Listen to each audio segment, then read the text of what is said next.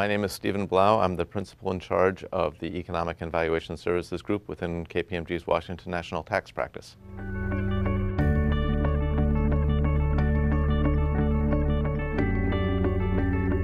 The OECD has issued new transfer pricing documentation guidelines that request information significantly beyond what companies are currently providing in their transfer pricing documentation to local tax authorities. The new guidelines have three parts. There is a local transfer pricing documentation file that is largely the same as what companies are currently producing and providing, although with some additional information added. The documents that are wholly new are a master file and a local file. These are documents that will be filed with every tax authority in the world, but provide a big picture of the multinational's operations globally. The master file is more of a qualitative narrative description of the company's supply chain, its treatment of intangibles, and other information about its management and structure globally. The country-by-country report is more financial data explaining on a country-by-country basis what the company's revenues, profits, taxes paid, and headcount are, along with similar information, again providing a snapshot that will be available to every tax authority in the world of the company's global income profile.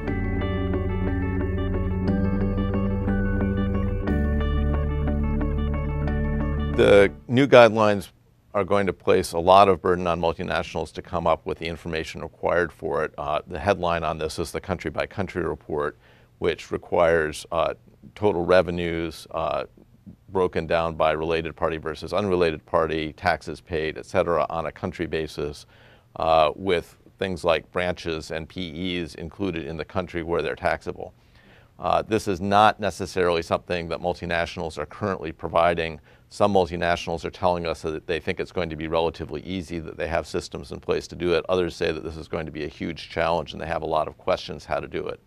The OECD has provided multinationals with a fair amount of flexibility on how they do that, but there is going to be quite a lot of work to come up with strategically how they're going to do it, what systems they're going to draw on in order to provide this information, and how they're going to assemble it in the package the OECD is looking for.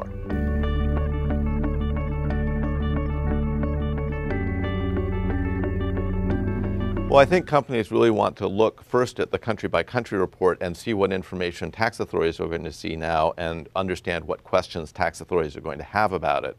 So in organizing the master file and also the local file, companies are going to want to make sure that they are using that as an opportunity to affirmatively tell their story, explain why the financial information that's showing up in the country-by-country report is consistent with value creation, and that story as to why it is coming through in the master file and in the local file. I think they will also want to make sure that they're being consistent in the story that they're telling around the world. They need to look at their local files and think about what inconsistencies there may be there that they're going to need to iron out so they're presenting a unified view. Finally, they need to understand these disclosure requirements, for example, of APAs and rulings, may create some additional questions by tax authorities and may also have some non-tax consequences in terms of confidentiality and disclosure that they might want to make sure that others within their organization are aware of.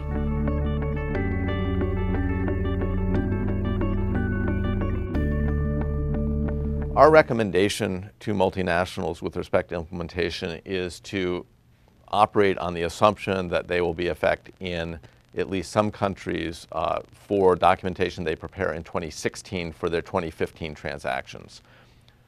We don't know this, but a prudent multinational will be assuming that at least some countries will do that. And what that means, given the amount of information gathering requirements that multinationals need to be thinking now about how they're going to be dealing with these and potentially using their 2014 documentation process as a way to start gathering the information and to start doing gap analysis with respect to what they're going to need to do differently when the guidelines are adopted formally.